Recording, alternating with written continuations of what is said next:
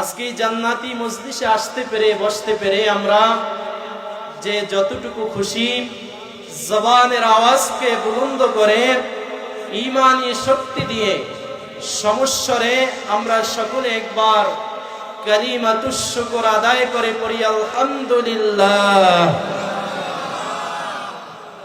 আল্লাহ তাআলা বলেন, ওয়ামা খালাকতুল জিন্না ওয়াল ইনসা ইল্লা লিয়াবুদুন। আমি জিন মানব জাতিকে সৃষ্টি করেছি কেবলমাত্র আল্লাহর ইবাদতের জন্য। কার ইবাদতের জন্য? আল্লাহ তাআলার ইবাদতের জন্য। আল্লাহ কি উদ্দেশ্যে আপনাকে আমাকে দুনিয়ায় পাঠাইলেন? তার বন্দিগি করার জন্য, তার গোলামি করার জন্য।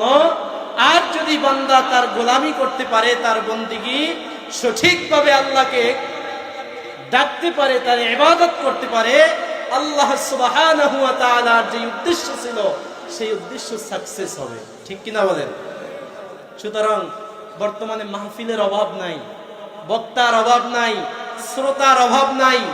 অভাব একটা জিনিসের, সেটা হচ্ছে আমলের। কি ঠিক না বে ঠিক বলেন? আল্লাহ তাআলা আমাদেরকে একটা উদ্দেশ্য নিয়ে এই দুনিয়ায় পাঠাইছে। সেই উদ্দেশ্য কি? তার ইবাদত করা। কি করা? ইবাদত করা।